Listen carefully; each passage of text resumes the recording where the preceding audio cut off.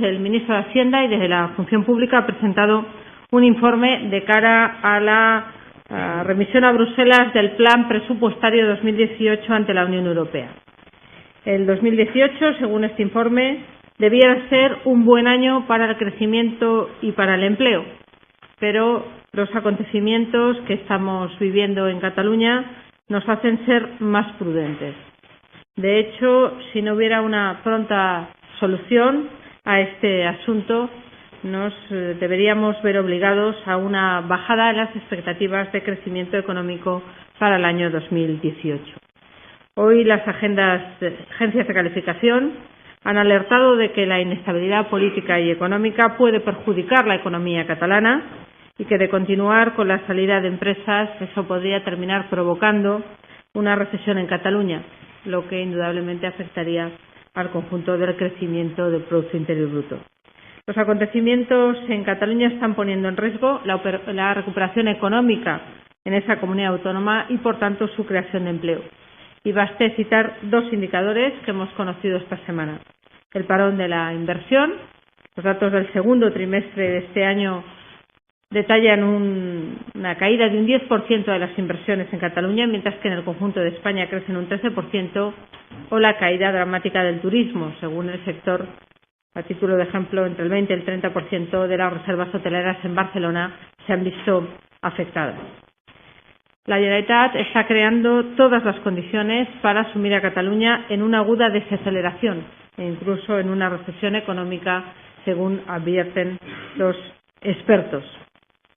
Siempre hemos dicho que la estabilidad política es la puerta de entrada de las inversiones, de la riqueza y del bienestar económico. Así, en su contrario, cuando se instala la incertidumbre, los términos se invierten, las inversiones se escapan y la factura la pagan siempre los ciudadanos de Cataluña, sus empresas y sus trabajadores, que pronto se olvidan los sufrimientos y los esfuerzos que ha hecho la sociedad española para salir de la crisis. Pero las autoridades catalanas aún están a tiempo, tienen la oportunidad de recuperar la normalidad institucional y la convivencia ciudadana y poner fin a la inestabilidad. Y en este punto me gustaría ser muy clara y transmitir 4 ideas. En primer lugar, el Gobierno le ha planteado al señor Puigdemont una pregunta sencilla para terminar con un problema complejo. Si tiene voluntad política, el presidente Puigdemont tiene la vía para regresar al marco constitucional de convivencia y al sistema democrático de derecho. En tercer lugar, se le ha ofrecido diálogo, y se le ofrece diálogo en el marco de la ley y en el seno del Parlamento, en el Congreso de los Diputados, donde se toman las grandes decisiones del país, donde están representadas todas las fuerzas políticas y donde está representado todo el pueblo español. En el Congreso ya hay en marcha una comisión de estudio para la evaluación y modernización del Estado autonómico. Puede allí hacer sus reflexiones, sus planteamientos y sus propuestas. En nuestro marco constitucional nada es inmutable y todo se puede hablar, pero desde el respeto a las reglas del juego democrático y a los derechos de los ciudadanos, y teniendo presente que cualquier cambio siempre ha de venir en un bienestar del conjunto de los españoles. Creo que esta oferta, que no es solo del Gobierno, sino de una amplísima mayoría de la Cámara, insisto, una propuesta de una amplísima mayoría del Congreso de los Diputados, es una oferta sensata, moderada y entendible. Y esta oferta demuestra que el diálogo no hay que exigirlo, sino practicarlo. Lo único que nos es exigible a todos los gobernantes, a los ciudadanos también, pero especialmente a los gobernantes, es que cumplamos la ley. Esa es la única condición y el único requisito. Buenas tardes, vicepresidenta. Ana Rosa Berraquero, de Televisión Española. Para evitar que se pase a la segunda parte del requerimiento que ha hecho el Gobierno a Carles Puigdemont, ¿tiene que hacer Puigdemont un rechazo explícito de la independencia de Cataluña? ¿Qué pasa si él dice que se ha declarado la independencia pero que luego se ha suspendido esa respuesta? ¿Cómo la analiza el Ejecutivo? Muchas gracias. Como decía hace un momento, la pregunta que le efectúa el Gobierno al presidente de la Generalitat es muy sencilla. Simplemente tiene que decir si sí o si no ha declarado la independencia y si sus declaraciones en el Parlament de Cataluña suponen esa declaración y si alguna otra autoridad catalana ha procedido a esa declaración. Por tanto, la pregunta es muy sencilla. ¿Es un sí o un no? ¿Se ha declarado la independencia o no se ha declarado la independencia? Mire, hay una gran discusión entre todo el mundo, incluida de las filas del gobierno que soporta la Generalitat, sobre si se ha producido o no se ha producido. Yo creo que en un tema tan importante como esto no caben interpretaciones y lo mejor es acudir a la fuente. Y la fuente es el señor Puigdemont, que tiene que decir si alguna autoridad de Cataluña ha declarado la independencia. Con toda sencillez. Adelante. Decía un debate de La Sexta Noticias, sí, la pregunta es cerrada. ¿Declaró usted la independencia sí o no? Pero la respuesta que puede dar el presidente puede ser remitirle a sus declaraciones. Eso es así. ¿Qué tenemos que esperar? ¿Todo lo que no sea un no será considerado un sí? Mire, en estos días todos, incluido también ustedes, han especulado y han titulado diferente sobre si se ha producido o no una declaración, y eso era porque el discurso era claramente ambiguo. Por tanto, aquí lo que estamos es por resolver esa ambigüedad. Por tanto, hay una primera fase de ese requerimiento en que sencillamente tiene que contestar a un tema que se plantea con toda claridad, si hay o no declaración de independencia, y según esa respuesta se activa o no la segunda fase del requerimiento, que es que la revoque. Si dice que ha habido una declaración de independencia, lo que se le pide es que la revoque y vuelva al orden constitucional y estatutario y no den más pasos de cara a ese avance en el proceso constituyente que anunció ese día.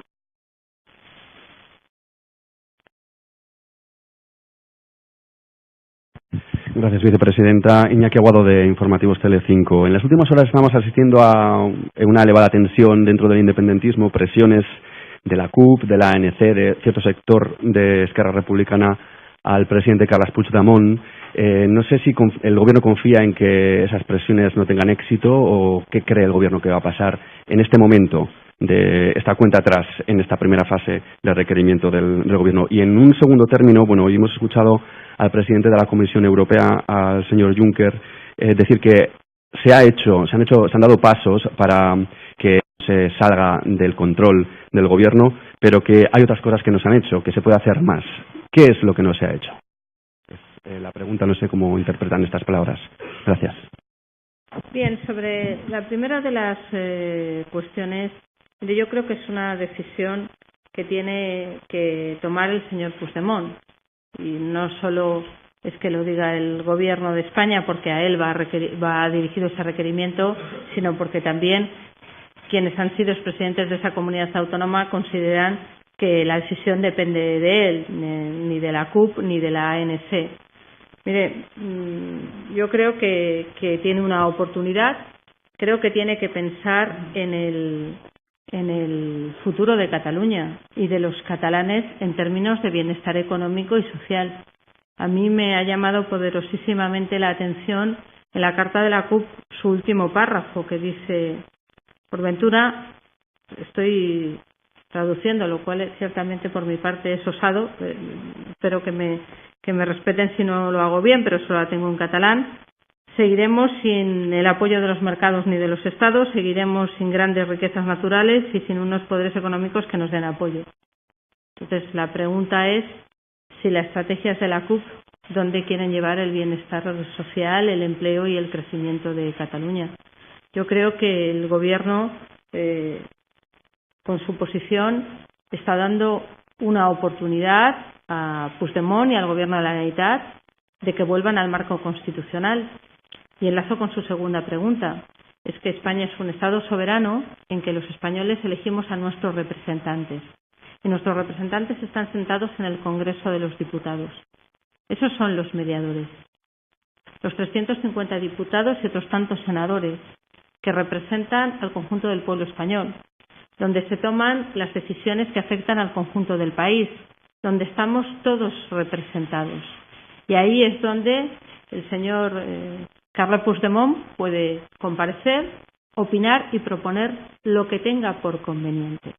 Por tanto, el Gobierno de España le recuerda que dentro de la ley y en el marco del Congreso de los Diputados hay un diálogo a su disposición. Solo tiene que cumplir una cosa, que es la que se exige a cualquier ciudadano en su vida normal y ordinaria, cuanto menos a los que gobiernan, que es que cumpla la ley. Y ese es el marco en el que se pueden hacer muchas cosas. Yo no voy a interpretar al señor Juncker, me parece que ha puesto de manifiesto una serie de cuestiones importantes, que en este asunto, pues indudablemente es un asunto de España y de su Estado de Derecho, lo ha repetido a lo largo de toda la historia, que además abrir elementos como este puede llevar a inestabilidad a otras regiones en el conjunto de la Unión Europea. Por tanto, todos tenemos que ser muy prudentes y muy consecuentes con lo que hacemos ahora, y a España hará el Gobierno de España lo que nos corresponde, que es respetar nuestro marco constitucional y con eso pedir respeto y reforzar el marco constitucional del conjunto de la Unión Europea. Esa es nuestra tarea. Podemos hablar de muchas cosas del pasado y de a cuánto se remontan. Pues bien, tienen ustedes opiniones irresponsables para todos los gustos, pero aquí se trata de construir pro futuro. Y la manera de construir es contestar con claridad a ese requerimiento por parte del señor Puigdemont, volver el señor Puigdemont a restaurar, fíjese lo que le digo, lo más importante, la convivencia ciudadana, a restaurar en Cataluña la convivencia ciudadana, que ya ve cómo está, y a remitir dentro de la ley al Congreso de los Diputados, donde se le ha ofrecido venir en bastantes ocasiones y hacer allí sus planteamientos. La democracia, todas son instituciones democráticas, pero si hay una institución que es democracia pura en nuestro sistema constitucional, es el Congreso de los Diputados y el Senado de la Nación.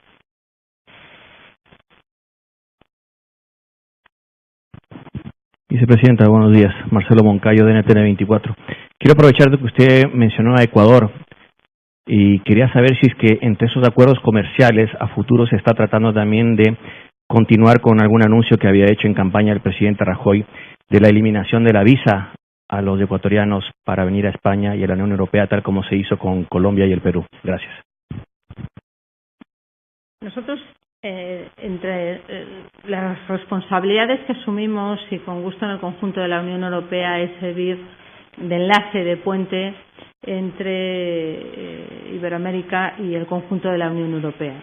Fue un empeño del presidente Rajoy en la eliminación del requisito del visado para Colombia y Perú. Nosotros pensamos que es un elemento muy positivo para fortalecer la relación entre ambos marcos, entre la Unión Europea y el conjunto de Iberoamérica, y creemos que este acuerdo para Ecuador, esta adhesión, esa posibilidad de adhesión a este acuerdo para Ecuador es muy positivo, que reforzará la relación entre ambos elementos. Y yo creo que el refuerzo de esa relación viene la confianza, y desde esa confianza se puede dar los siguientes pasos que, como bien recuerda usted, pues el presidente Rajoy comprometió, y es persona que suele cumplir sus compromisos, no depende solo de nuestra voluntad, pero trabajaremos pues de la misma forma que lo hicimos con el caso de los visados para los ciudadanos colombianos y peruanos.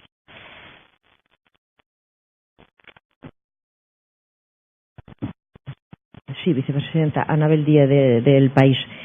¿Tienen ustedes acordado, ustedes, el Gobierno, con el Partido Socialista los detalles de las medidas que tomarán si la respuesta del señor Puigdemont, tanto el primer requerimiento como el segundo, no se ajusta a lo que se le pide? ¿Tienen ustedes acordadas las medidas? Y está claro que entra dentro del amparo del artículo 155 de la Constitución, que es el que se cita en distintas ocasiones en el requerimiento, si es así, si está dentro del 155, y si hay otras medidas paralelas. Y dentro de las del 155, si usted cree, usted que es abogada del Estado, pero hay mucho debate entre constitucionalistas, si de acuerdo con el 155 se puede una palabra un poco fuerte, se puede intervenir la presidencia del Gobierno de la Generalitat, por ejemplo, para convocar elecciones. Gracias.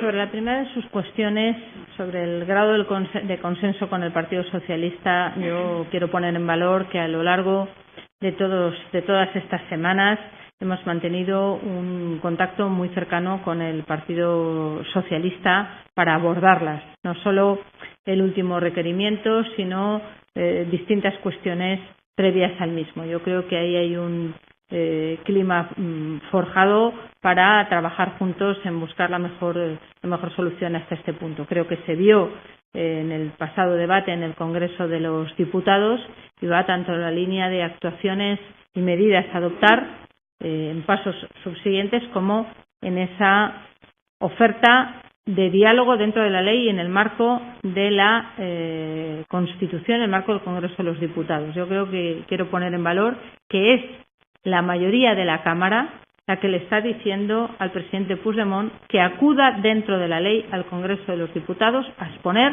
en esa comisión que se ha pactado y que va a empezar a trabajar lo que tenga por oportuno. Y yo creo que eso es importante ponerlo en valor. Sobre el segundo de los elementos, pues mire, nosotros vamos paso a paso y estamos en el momento primero de ese requerimiento.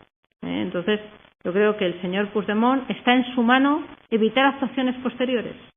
Está en su mano, depende de su voluntad y tiene un margen amplio para poder evitar actuaciones posteriores. Está en su mano. Y viene unos fines de semana de reflexión, con puente de por medio, yo creo que tiene de verdad la capacidad para restaurar la convivencia entre los catalanes, que es lo primero que tenemos que hacer la gente que tenemos alguna responsabilidad del Gobierno. Me pregunta usted si el requerimiento está dentro o no del 155. El requerimiento es previo para poder adoptar las medidas del artículo 155. Antes de proceder a adoptar, previo Consejo de Ministros por el Senado, medidas del 155, hay que requerir al presidente de la Comunidad Autónoma porque hay que darle la oportunidad voluntariamente de volver al orden constitucional y estatutario. Y eso es lo que hace ese requerimiento, darle la oportunidad de voluntariamente volver, en cuyo caso ya no se avanza más en ese esquema. Eso es el requerimiento que plantea este proceso, ¿no? Oiga, antes de adoptar cualquier medida, usted le tiene que dar al presidente de la Comunidad Autónoma la oportunidad de volver. Y eso es lo que se hace. Y yo no voy a anticipar medidas que no tienen por qué adoptarse si el señor Puigdemont coge ese guante, vuelve al orden constitucional estatutario y acepta el diálogo que puede tener dentro de la ley en el Congreso de los Diputados.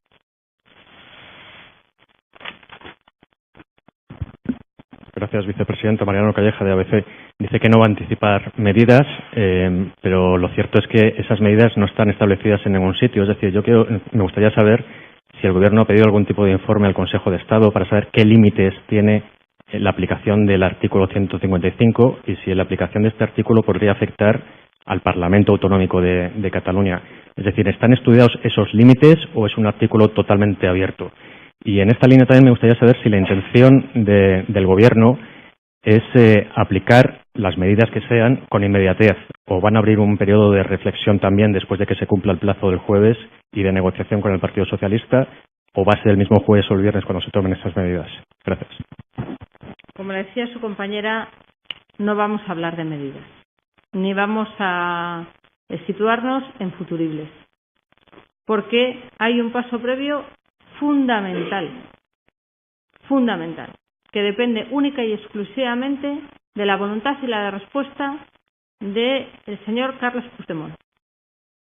Entonces, como comprenderá, todo lo demás es segundas partes. La primera parte, la importante, es si el señor Carles Puigdemont tiene voluntad de dialogar donde se dialoga, dentro del marco de la ley. El resto son imposiciones. Dentro del marco de la ley y en el Congreso de los Diputados se habla en democracia. Fuera de ahí, pues no se habla en democracia, no se habla dentro de la ley, y eso no es diálogo, sino otras formas de actuar.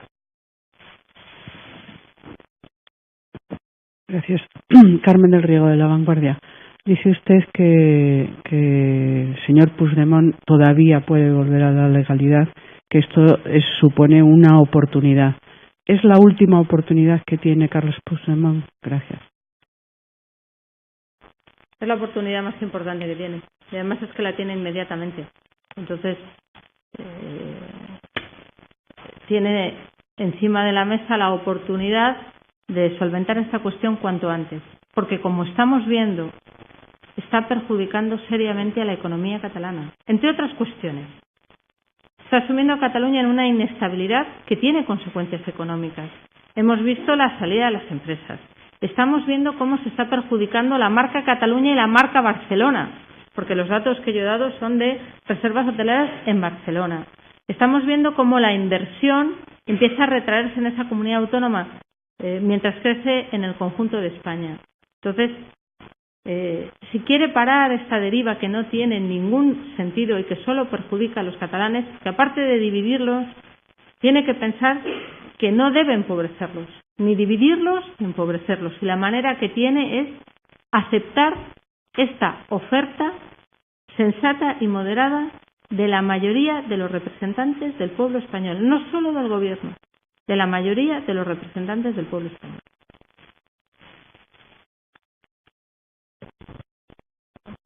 Gracias, vicepresidenta. Estefanía Molina, del Nacional. Disculpa que vuelva sobre la pregunta, pero quisiera saber si a priori, para mantener la línea que ha mantenido el Gobierno hasta ahora, pretende una intervención mínima en caso de que haya que aplicar el 155. En segundo lugar, si Puigdemont contesta no, entendemos que se vuelve automáticamente al escenario de los días 6 y 7, que el Gobierno ha reivindicado como el punto donde se rompió la legalidad constitucional. Y volviendo al gesto de este lunes de Puigdemont, quisiera saber si considera el Gobierno que Puigdemont en cierto modo llevó allí a cabo una estrategia política que era echarle el guante al Gobierno para que, en caso de que el Gobierno no se abriese a dialogar, la opinión internacional descargara la culpa, por así decirlo, en ustedes. Gracias. Primer punto. Como yo decía, no voy a hablar de los términos de la intervención porque no vamos a hablar de las medidas. Si el señor Puigdemont quiere, no tenemos por qué hablar de las medidas. Entonces, primero hay que darle esa oportunidad de que evite que tengamos que adoptar decisiones ulteriores.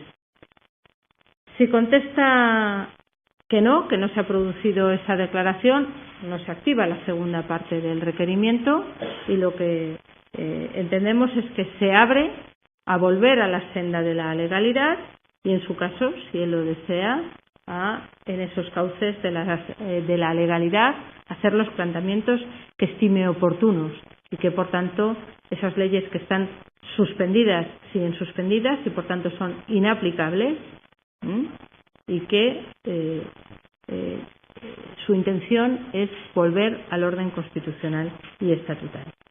Y sobre la tercera de las cuestiones, mire, probablemente eso se lo puedan contestar mejor los estrategas de la comunicación de la Generalitat de Cataluña, pero es pretender mucho, porque ¿cómo le vendes tú a la comunidad internacional que no quieres volver a la ley y que no quieres ir al Congreso de los Diputados, donde te están diciendo cómo le explicas tú a ningún Estado democrático que tienen separación de poderes y que tienen sus parlamentos, que a una comunidad autónoma o un determinado ente territorial, su presidente no quiere ir a hablar al Congreso de los Diputados delante de toda la soberanía, donde están representados todos los partidos políticos, incluidos los que sustentan al gobierno? Entonces, una cosa es lo que se pretenda vender y otra cosa es cómo son las cosas. El conjunto de Estados de la Unión Europea, y han visto ustedes las declaraciones de sus distintos representantes, han dicho que respeto a la ley y al Estado de Derecho, que es lo mismo que piden en sus países. No veo yo a ningún dirigente democrático que vaya a decir, no, en la nuestra, que que otros no cumplan la ley y que la nuestra sí. Y en segundo lugar, todo país democrático que tiene un parlamento soberano es plenamente consciente que ahí es donde se debate. Por tanto, yo no entro en lo que hagan sus estrategas de comunicación, pero cuando uno le dicen, no, nosotros somos los del diálogo, pero ojo, fuera de la ley, y no queremos ir al Parlamento de la Nación a explicarnos, pues la gente dice, esto no debe ir de diálogo, esto va de otra cosa, porque el diálogo es dentro del marco del Estado de Derecho y siempre dentro del marco democrático de las instituciones. Y como digo, la democracia en estado puro en España se ejerce en el Congreso de los Diputados y en el Senado de la Nación.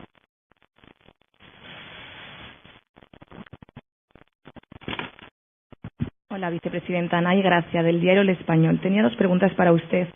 El presidente del Gobierno le encomendó en esta legislatura llevar a buen puerto la operación Diálogo con Barcelona y es evidente que esa operación ha fracasado.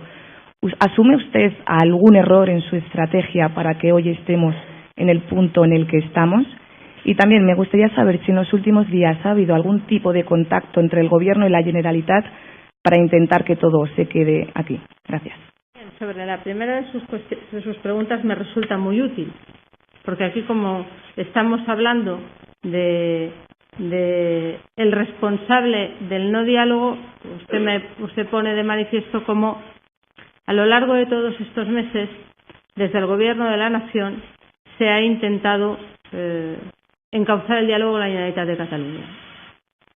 El problema que tuvimos es que era referéndum sí o sí. Y probablemente, y lo digo en primera persona, haya cometido muchos errores, pero no ha cometido el error mayúsculo, que es negociar por cuenta del Gobierno con la soberanía del conjunto del pueblo español.